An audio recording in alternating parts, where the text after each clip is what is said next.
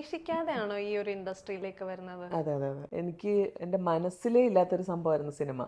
അതെയോ? ആ, ഇങ്ങനെ എന്താ പറയാ, ഒരു ഗ്രൂപ്പില് ഞാൻ ചുമ്മാതെ വെറുതെ ഒരു പാട്ട് പാടി ഗ്രൂപ്പിലിട്ടത്, എൻ്റെ ഫ്രണ്ട്സിന്റെ ഗ്രൂപ്പില്. അത് അവിടുന്ന് അവരെല്ലാരും ഭയങ്കര ചിരിയും ബഹളമായിരുന്നു. എന്നിട്ട് അവിടുന്ന് അത് ആരോ എടുത്ത് അവരുടെ കസിൻ അയച്ചു കൊടുത്ത്, ആ കസിൻ എന്നെ അറിയത്തില്ല, അവരങ്ങനെ അയച്ചയച്ച് അത് ഒരു സുപ്രഭാതി ഭയങ്കര വൈറലായി.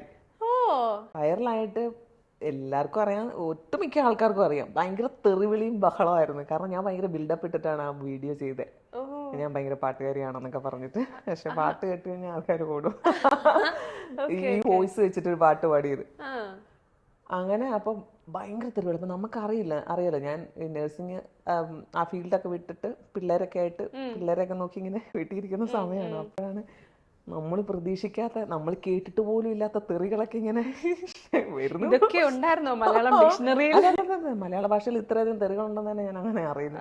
ആൾക്കാർ ഇങ്ങനെ പറയുന്ന കേട്ട് ഇപ്പൊ എൻ്റെ ഫ്രണ്ട്സ് തന്നെ എനിക്കിതിങ്ങനെ അയച്ചു തന്ന്, ഇതെല്ലാം കാണുമ്പോൾ ഭയങ്കര പ്രശ്നമായി. പിന്നെ എൻ്റെ പിള്ളേർ കുഞ്ഞുങ്ങളായിരുന്നു. അപ്പോൾ അവരിങ്ങനെ ചോദിച്ചു, അമ്മ ഒരു പാട്ട് പാടിയത് ഇത്രയും പ്രശ്നമായോ അമ്മ, ഇങ്ങനെയൊക്കെ ചോദിക്കുന്നത്. കാരണം എനിക്ക് മിണ്ടാൻ പറ്റുന്നില്ല, ഭയങ്കര ഇത്. പിന്നെ എൻ്റെ ഫ്രണ്ട്സാണ് എല്ലാത്തിനും എൻ്റെ കൂടെ നിന്ന്. അവരെന്നിട്ടുണ്ട്, നീ എന്തിനാ ഇങ്ങനെ വിഷമിക്കുന്നത്, നീ വേറെ ഒന്നും കാണിച്ചിട്ടുള്ള വീഡിയോ ഒന്നും അല്ല, ചുമ്മാ പാട്ട് പാടിയിട്ടല്ലേ. അത് ശരിക്കും എൻജോയ് ചെയ്ത ആൾക്കാരും ഉണ്ട്, ഇങ്ങനെ ചീത്ത പറയുന്ന ആൾക്കാരുണ്ട്. പിന്നെ ഒരു 2 മാസത്തോളം എടുത്ത് ഞാൻ ഒന്ന് സെറ്റ് ആവാനായിട്ട്.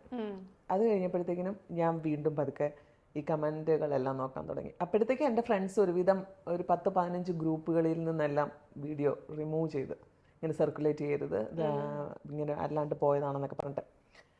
അങ്ങനെ ഉള്ള പേജിൽ നിന്നൊക്കെ എടുത്തിട്ട് ഞാനിങ്ങനെ കമൻസ് നോക്കാൻ തുടങ്ങി. അപ്പോഴാണ് നിങ്ങൾ ഭയങ്കര സീരിയസ് ആയിട്ടിരുന്ന് കോമഡി പറഞ്ഞ് നിങ്ങൾക്ക് സിനിമയിൽ അഭിനയിക്കാൻ പറ്റും, എന്താ പറയുക, അങ്ങനെ പോസിറ്റീവായിട്ടുള്ള കുറേ സാധനം. അപ്പം ഞാൻ ഇത്രയും പോസിറ്റീവ് കമൻസ് ഉണ്ടായിരുന്നു, എന്നിട്ടാണോ ഞാൻ ഈ നെഗറ്റീവ് കണ്ട് ഡള്ളായി പോയത്. അങ്ങനെ അപ്പോൾ സത്യം പറഞ്ഞാൽ നിങ്ങൾ എന്നെ കമ്മ്യൂണിസ്റ്റ് ആക്കി എന്നൊക്കെ പറയത്തില്ലേ, അതുപോലെ എനിക്ക് ഓഡിയൻസിനോട് പറയാനുള്ള, നിങ്ങൾ എന്നെ സിനിമാ നടിയാക്കി. നിങ്ങളാണ് എനിക്കത് ആക്കി തന്നത്. ശരിക്കും അത്രയും തെറിവിളിയൊക്കെ വിളിച്ചെങ്കിലും അതിൽ പോസിറ്റീവ് പറഞ്ഞ ആൾക്കാരുടെ ആ ഒരു ഇത് എനിക്ക് ശരിക്കും സിനിമയിൽ അഭിനയിക്കാൻ പറ്റുമോ അങ്ങനെയൊക്കെ. അങ്ങനെയാണ് സിനിമ എന്നുള്ളൊരു മോഹം വന്നത്. അപ്പൊ പിന്നെ എങ്ങനെ സിനിമയിലോട്ട് വരണമെന്ന് അറിയത്തില്ല.